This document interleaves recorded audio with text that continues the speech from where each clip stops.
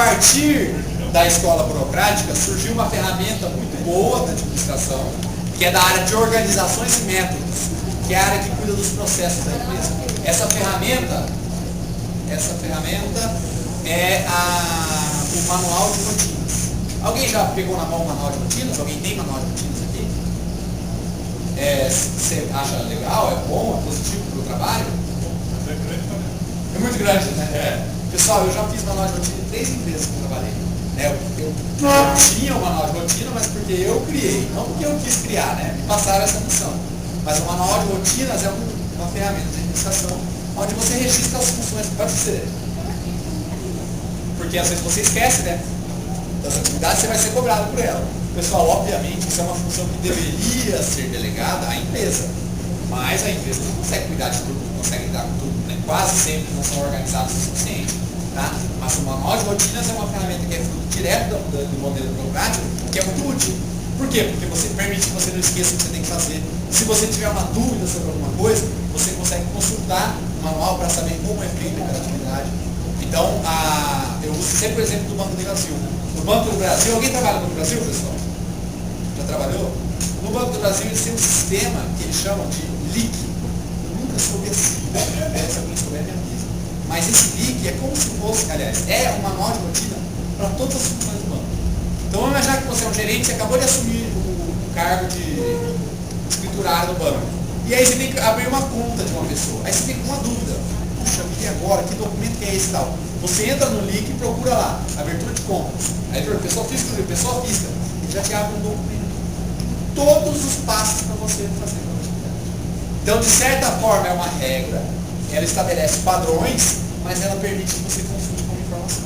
Então, o manual de rotinas é uma ferramenta muito bacana que surge a partir dessa ideia da organização. E podem ter certeza que fazer o manual de rotina é um caminho sem volta. Porque você vai ver a importância e você nunca mais vai deixar de fazer. E eu falo que é um caminho sem volta porque o manual de rotinas tem que ser sempre atualizado. Né? Porque as pessoas estão sempre mudando de função, estão sempre integrando normalmente mais coisas, menos é difícil. Isso deve ser feito o seguinte, mensalmente, diariamente, conforme suas tarefas vão variando. Então não existe, não tem como te falar assim, todo mês você faz a alteração. É no ritmo em que as mudanças nas suas rotinas vão acontecendo, você tem que atualizar o manual de rotina. O ideal é que ele fosse atualizado sempre que houvesse uma mudança.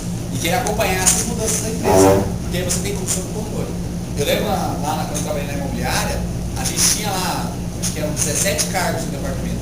Quando eu terminei o 17º manual, os outros 15, 16 que eu já tinha feito estavam em mudança. Porque as rotinas estão sempre mudando. Né? Então, o Banco do Brasil é legal que isso, é o Brasil inteiro. De repente tem uma mudança, já implementa a mudança no LIC, e esse LIC já vale para o resto do Brasil todo. Então, é uma ferramenta muito bacana de gestão. Bom, mas entre os sofores, né, pessoal? Obviamente, a gente está falando de burocracia, aliás, como qualquer outra escola, tem também os lados negativos. Então, eu enumerei aqui 3 das principais críticas que são feitas à escola da burocracia. Essas críticas vieram na época do modelo burocrático e posteriormente.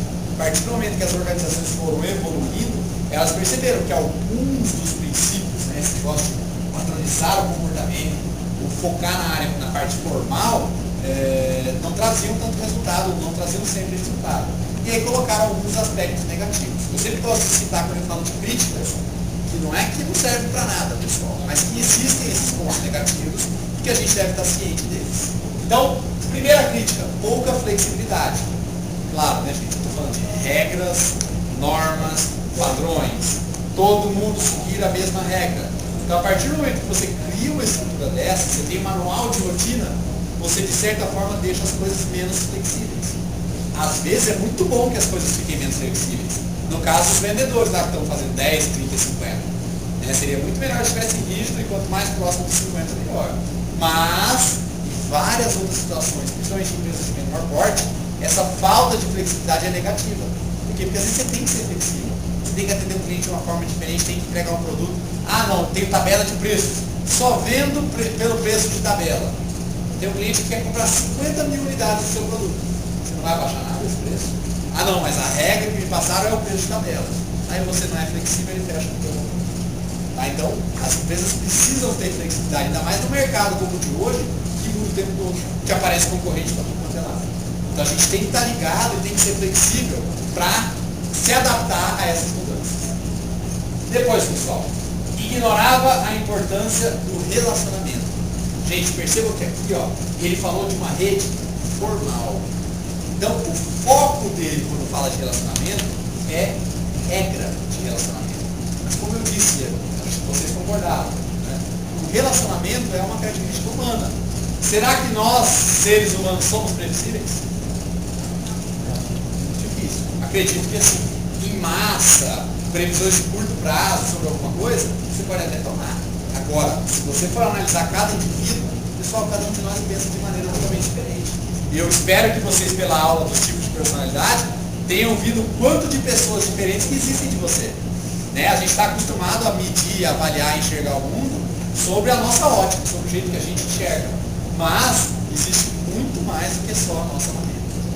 Então a gente tem que ser também flexível e entender essas diferenças. Então não adianta a gente focar só no formal. A gente tem que entender esses relacionamentos.